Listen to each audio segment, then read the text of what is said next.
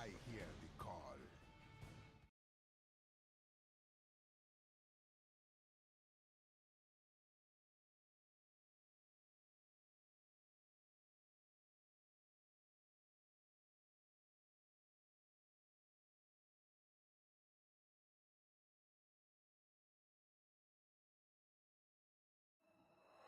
Every major Android update brings a ton of cool new features. But are you really using all those features? There are some hidden Android features that don't get the attention they deserve.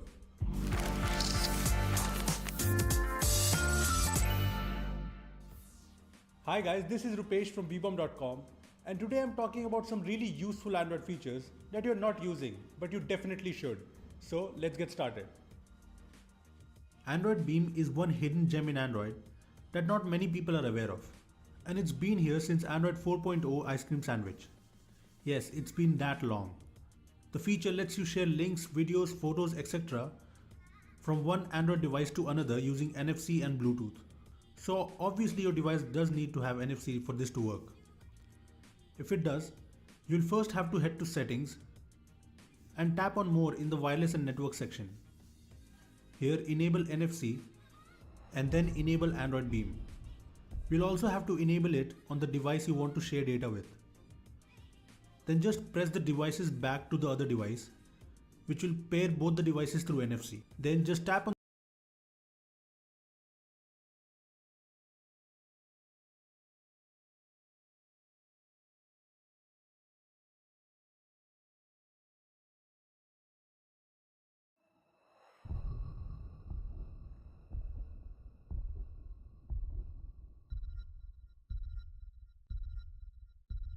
Hey guys, Discipline Magic here, and first of all, I finally fixed a problem with my audio that's been on the last, 20 videos. You probably didn't notice, it's super subtle, but it was recording using the stereo mixer instead of the actual direct line in. If you know anything about computer audio, you know that that's not good. That's what I get for stealing a sound clip from another video the lazy way last time. Anyway, Aether Revolt is about to come out, and people are sort of excited. I mean, nobody I talked to. But the good news is some of the cards look like they actually might be kind of okay on price. The bad news is most of them don't. So basically, they went completely mental. Just they lost their damn minds when it comes to the power level. They're just like, take everything in the past, all your cards, and burn them because all you need are cards from Kaladesh and mostly Aether Revolt because it's like modern grade cards. I mean, it's just stupid. So the nice little side effect is, oh, but then it's worth something, right? That's not how it works. They could make every single rare very well sought after by people, and it still wouldn't really raise the price of the set. Not a whole lot. The reason for that is people are going to order more boxes and open more singles until it's not profitable. So basically, people are going to open the new set until it's about $110 per box EV. If it's above that, why would they not order more and open more? Now, the only response to that, the only answer would be if there isn't enough to go around. If Wizards didn't produce enough, and there's like a delay where they're printing more and shipping more. Now, Pokemon just did that with XY Evolutions. The first wave sold out, and then the second wave sold out, and then finally the third wave was, as far as I could tell, big enough. That's when I finally got a case. By the way, I bought a case of Pokemon in case I didn't mention that. But yeah, it was a special order from a customer. They wanted 2 boxes. I'm like, I'll pick up a case, see what happens. Yeah, we saw what happened. I lost money on it. Third time around's a little bit late. I mean, the demand for that set was huge, but the average value of the cards was terrible. It's just people wanted them, and people who wouldn't normally buy them bought them. So a whole bunch of factors like that could happen to an MTG set at any given time. If people really want full art lands, they're going to over open and look at the price of BFZ and OGW now. In fact, look at the price at the time. It was pathetic. I think both of them had like a $150 to $175 EV on the day of release, but it fell so quickly. Like we're talking 24 to 48 hours down to like 120. I mean, it just absolutely got flushed down the toilet. So the excitement over the whoop-de-doo super rares, the what do they call them? Masterpiece cards. They are retroactively called masterpiece cards, by the way. Everybody was all amped about that, and then the full art lands. So they had more reasons to open it, which drove down the cost of the actual like cards that people played with, like the rares and the mythics. So that can drag a set way down, but the other thing is what can raise a set up? Well, if standard players and modern players go after different cards, that would be ideal. Or if they go after the same cards, okay, it'll just drive up that one card higher. Now, the other thing that might drive it up is any kind of value in the foils or the uncommons. Now, I say foils because, you know, you're probably thinking, well, duh, but I mean like Treasure Cruise foil, $35 that was. I think it was a 50-cent card because I think it was a common, but the foil was $35. I personally pulled like 2 or 3 of those, so yeah. I mean, that's like an extra free box. I mean, that's around $100, even after expenses, probably 80. So, I mean, that would have normally been like a 50-cent bulk rare that I didn't even sell. Or not bulk rare, bulk foil card, obviously. Now, Aether Revolt does seem to, at least for the time being, have, you know, some of those traits. So it might actually be profitable, which would be really, really, really nice. I have not actually ran the EV calculations yet because they're really complicated with the uncommons and just a lot of extra math. And then you got to add in like the Planeswalker decks and how much those cost and stuff. I suppose that wouldn't really go into a box EV, but I ordered some, so it goes into my calculations. But I will say though, you might see a little bit of a pattern in these cards that are the most expensive on the way down. So let's just hit that real quick. Heart of the Kirin, $25. I absolutely do not think that it's worth that. It has Crew 3 and it has Vigilance. It's a terrible combination because to be able to swing with it and then also block with it, that's basically Crew 6. And it has to be modular. You can't just have one creature with power of 6. It's crew it once for 3, then crew it on defense for 3. So that's pretty stupid. It's flying, it's 4 damage, okay, and it costs 2, okay. I think the only reason that it's expensive, because the whole loyalty counter thing, that's stupid. Who would ever do that? That is incredibly counterproductive. The actual reason that people like it is because you can permanently crew it. I mean, it's the same as any other vehicle. You can +3 and first strike it, so it's a first strike flying vigilance 7/4 forever. Oh, and then it can block? I mean, yeah, this is red-white vehicles right there. Do I think it's worth 25? Hell no, not even close. I'd put it at 15, so I think that one's gonna just get completely demolished. Now the next one I don't understand, $16 Herald of Anguish. I mean, yeah, he has improvise, so you could theoretically cast him for 2. It's not that hard to bring out servos in black, especially black-white. He is flying, he is a 5/5, so a 5/5 for 2 mana, not bad, but it's not like you could get him out on turn 3 for 2 mana, you know, you'd have to wait a while. He isn't legendary though, and I think that's huge. That definitely goes into the price. And then at the beginning of your end step, each opponent discards a card. That is overpowered as hell, but if you brought him out late game enough, most decks would not hold the card. They'd be like, oh cool, land, drop it. Oh cool, a spell, use it. Now if it's a counter spell, okay, you know, but then it's the end of your turn, they could just use it on your turn. So if they're holding something in their hand, it's probably because they either can't afford it or don't even want the card in the first place. So that ability is annoying, but I think it's overrated. The other one is insane though. Improvise mixed with sacrifice and artifact for 2, don't even tap him. Target creature gets -2/-2 till end of turn. That'll take out indestructibles. You could sack 5 servos and get rid of an Ulamog. I mean, 10 mana would be a little bit much. I don't know how you come up with that. So all of his abilities and stats and everything just scream not great. I mean, I just don't see the benefit. I mean, he's good, don't get me wrong. He's definitely not a bad card, but he's not a $16 card, so I definitely think that is going to go down. It's what people call a timing card. It is very curve and timing sensitive. If you have it in your opening hand, it's a dead card, and if you pull it late game, its abilities really aren't that great. It is 5 damage in the air though for 2. You can't really get past that. So like I said, it's a good card, certainly not a $16 card, so I'm going to say that one's going to tank. Next up, Tezzeret. No surprise there. I should probably specify Tezzeret the Schemer specifically. This one is honestly not really as good as the one from the dual deck, which is kind of hilarious. Master of Metal is so much better. I might actually have these flip-flopped. I don't even remember. Too lazy to check. So he brings out an Ethereum Cell, which is like some garbage, can't attack or block Scion. Completely pointless, other than the fact that it's an artifact and you can use it for Convoke. Yay. His -2 is target creature gets +X -X until end of turn, where X is the number of artifacts you control. You have no control over the amount of artifacts you control at any given time. So it's unreliable, stupid. You can't use it as a reliable boost. You really can't even use it as a reliable kill spell. And would you really desperately need a kill spell if you had 8 artifacts on the field? Probably not. It's an Ulamon killer though, so whatever. But then his -7 is okay. I mean, it'll win the game eventually, but it really does leave the door open. So he's all about, do you have a ton of artifacts on the field? So I get it, so assuming you do, this isn't bad, but basically Ensol artifact every single upkeep. So you can make a different artifact creature, or a different artifact, not even a creature, make it become a creature with base power and toughness 5/5, which could be a vehicle, could be a servo, could be something that's not even a creature, could be a Thopter. Doesn't matter. It would maintain flying too if it was a Thopter.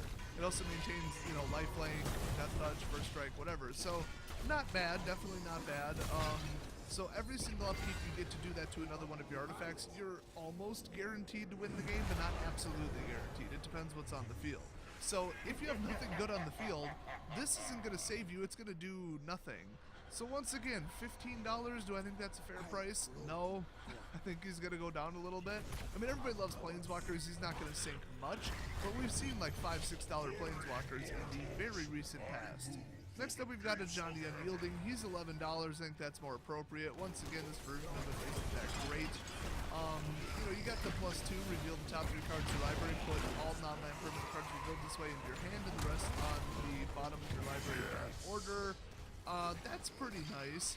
I mean, that's like massive, massive card draw on a massive scale, and that's more blues thing, and blues not blue. So, you know, okay, I get that. So I think he's going to stick at 11 just because of that. I mean, you always got to look at the plus whatever first one and see if it's good, and yeah, it is. And then his -2 is, Swords to Plowshares repetitively, so that's kind of nice. I still think if you get rid of anything big, you're going to set yourself back so many turns they can probably recover. And if you get rid of something small and insignificant, it's like, why? Why did you need to do that? You know, I guess get it out of the way for chump blocking, but I mean, if the Planeswalker's ability is like destroy tiny little creature, great. Like that, it just doesn't sound good. So if you got rid of Ulamog this way, but because it says exile target creature, doesn't matter if it's indestructible or not, you'd be giving them 10 health. I mean, if your deck is built right, and you're running all giant flyers and Gisela and angels and whatever, and you can hit them for 10 in one turn, great. Then you really did want Ulamog on. So it's a nice insurance policy, definitely not the star of the card at all. Now his ultimate is completely mental, that's crazy. It's a -9, so that's fitting. Put 5 1/1 counters on each creature you control and 5 loyalty counters on each other Planeswalker you control. It almost doesn't matter what type of deck you're playing at that point. That is crazy. If you had tokens out, that's nuts. If you're playing Super Friends, that's nuts because everybody else's ultimates are going to go off on the same turn if you play it correctly. I mean, that's just crazy. That +2 ability, though, I mean, with Smuggler's Copter gone, there it is. I don't like that he costs 6, though, but, well, what can you do? So, kind of reminiscent of Kaladesh, the next one is a pretty big fall-off. I mean, it's still a mythic. They've all been mythics so far. That's not good that there's not a rare above a certain price point. We'll find out how low it goes in a second. But for $7, you can get yourself a Paradox Engine.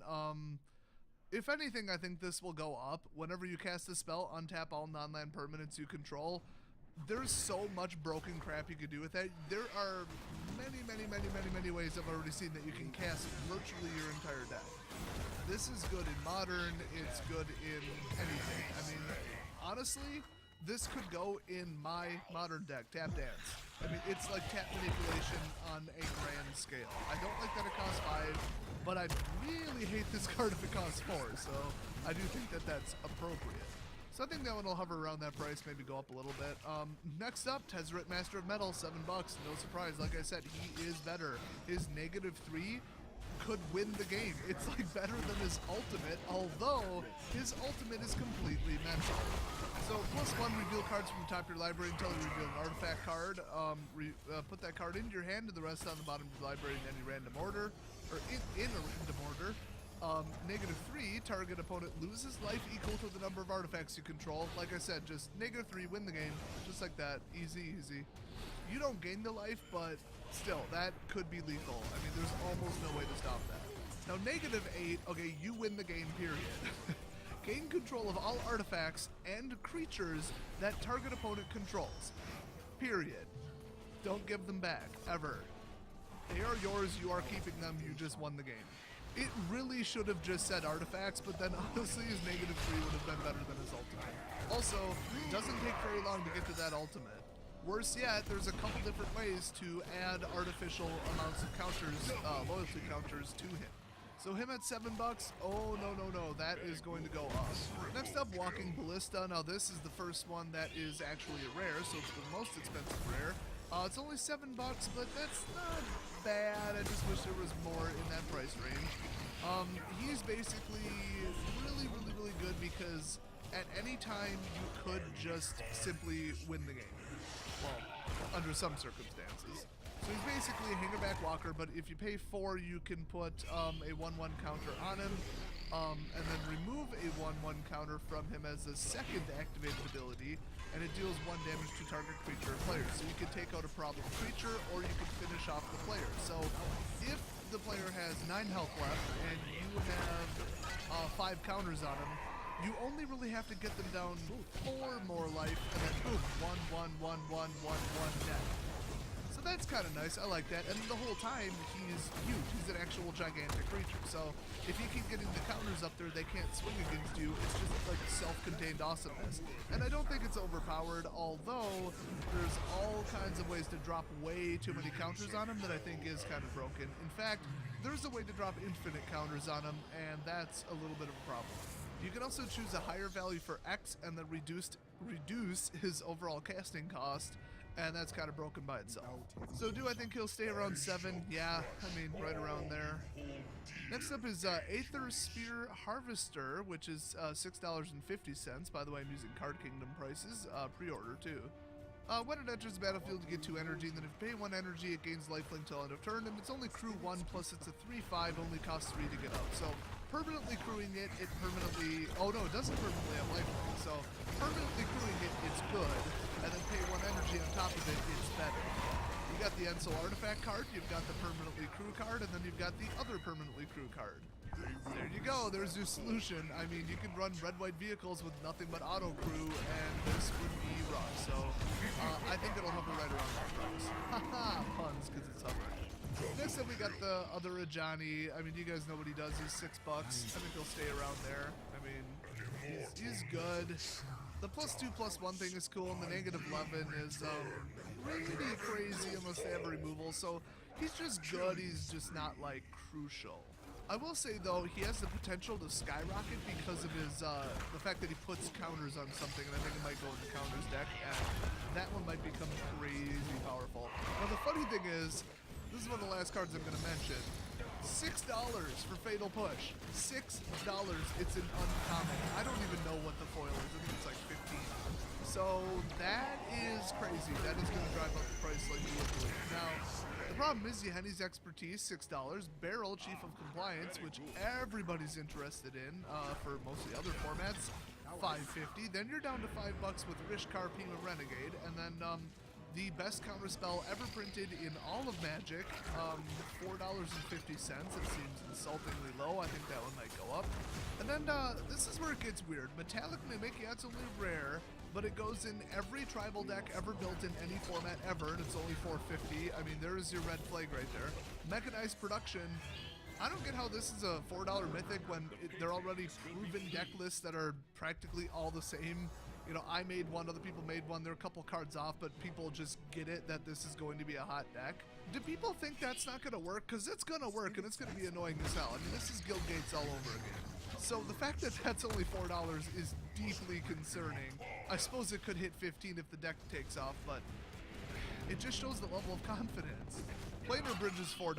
I don't know why. It's unplayable in Standard. It's just a Tron card. Honestly, I think it'll go down. They might have to ban it from Tron too. It doesn't take Tron's power up that much, but it just seems broken and feels annoying. Now this one I don't get. Spire of Industry, $4. What the hell? It is better than Mana Confluence. Okay, Mana Confluence is like $4 last time I checked. Next up, Gonti's Aether Heart. It gives you an extra turn. It's only $3. Extra turns are stupid and waste your energy. His ability leads to so many infinite loops with energy though. I mean, it's almost infinite loops. Like anything that's an artifact, there you go. Anything that has a trigger related energy, there you go. Any other ETB doublers, there you go. I mean, just this by itself with Panharmonicon, there you go. Flickering, there you go. There's your energy. I mean, this card is just broken. So $3 for a broken card? I don't think Aether Revolt's gonna do very well, and that's kind of the point of this video. There are some huge cards that are selling for high, but some of the stuff, I mean, like Greenbelt Rampager, that's the next one. That's in Super Elephant, the 3-4 for 1. It's under $3. Next is SRAM's Expertise, same price, $2.79. That is what I would call borderline unsellable because it'll probably be $8 per set of 4 on eBay. So every card that I haven't mentioned yet is unsellable. That's a lot of cards. It's a small set, but that's a boatload of cards. In fact, I'm still looking for the other SRAM card. That's the other infinite loop card. Where the hell is that one? I mean, next up, Exquisite Archangel, $2.50. Oath of a Johnny, $2.50. What the hell? People got their undies in a bundle over that card. I already made the video saying that I didn't think it was very good at all, but, you know, it's good. It's just not like, oh my god, $15 good. Apparently, they agree with me. Next up, you're hitting the $1.99 bin. That is not a good bin to be in. And look, it's a mythic, and a couple rares. Wow, that is bad. By the way, it's, you know, there's no way I could put the cards up in a readable format this quickly, but Indomitable Creativity and Lightning Runner are the two mythics. And then Barrel's Expertise, $1.50. Ouch. Hope of Girper, $1.50. And that's the 1/1 flying artifact.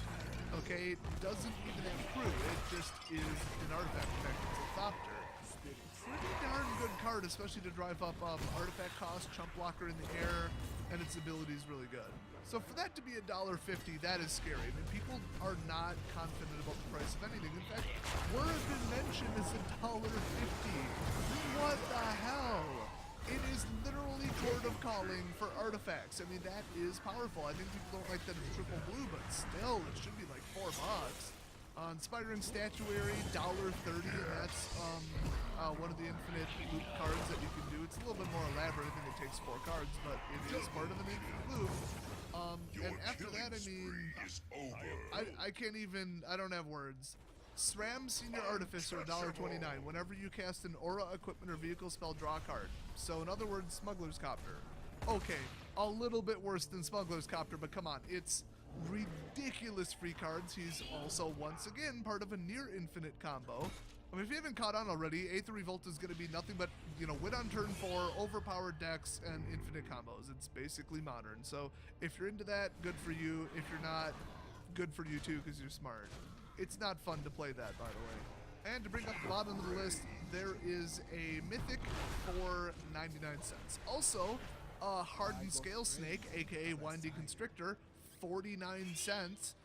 How do you explain that? It goes in the counter deck, although some of the counter decks don't play those colors. It's kind of the backbone of counters, though, so hard to say. And see, even like Solemn Recruit, automatic counters, you can get double counters, you can get counter dropping triggers, and it would be perfect in the counter deck because it already has double strike. And it's white. I mean, it's the counter card, 49 cents. I don't get it. I don't get why people aren't making these cards be the actual price that they should be. I mean, there's no other way to say it. The 7-Eleven card that costs 39 cents.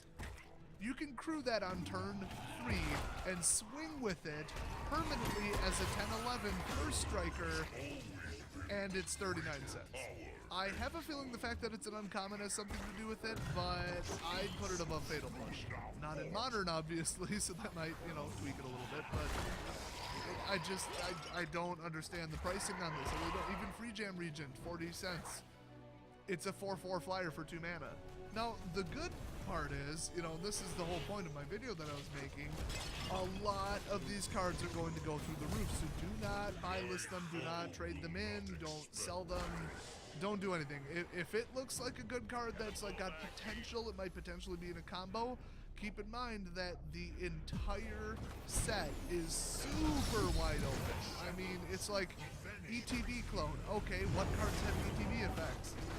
All of them just about. So, people were like, oh, Panharmonicon's not going anywhere, I'm going to trade it away. And then it spikes to like $11, and then it falls right back down because, net deckers are stupid, finicky idiots. Doesn't mean the card's any weaker, it still goes in hyper powerful decks. So, if you know that a card is powerful, you're just looking at it and you're like, no, that is powerful, I would hold it, and I would say that more strongly for Aether Revolt than any other set I've ever seen in the past. The card prices are going to be on such a roller coaster as people say, well, let's try this, let's bring this to a tournament. Oh, now let's try this. Oh, look what won the tournament this time. I mean, it's going to be pretty wild. Well, at least potentially. I mean, it does look to me like 4 decks are just utterly going to dominate.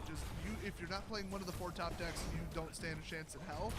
But the set is so wide open, nobody can wrap their heads around it yet. Nobody has found the deck, and they probably won't for at least 2 months.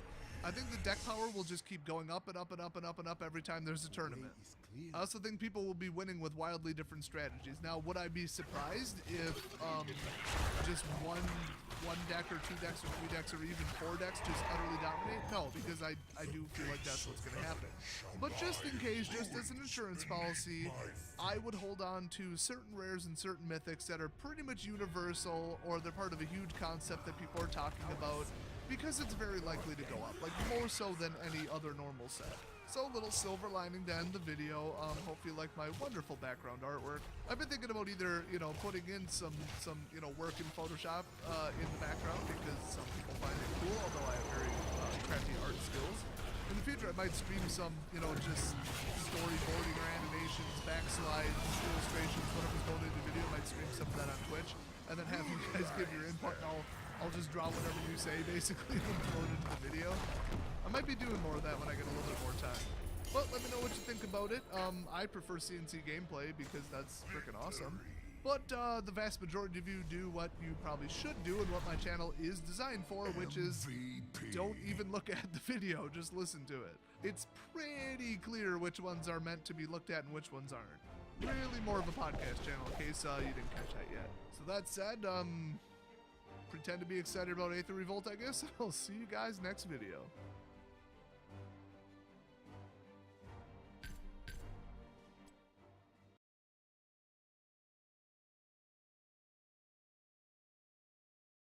I got the music in me, knew it simply had to be my destiny. I'm blessed to be the best within my CNHEND. Please believe not Ninja Gaiden. I'm not the guy to fight with them lightning. They come and dumb and I leave them enlightened. What's up, my wizards? It's Dan from SBMTG on the YouTube.com. Down there we like magic, you know by now. And today, another deck tech for you, the second deck tech of Aether Revolt Standard Season. And this one I'm actually really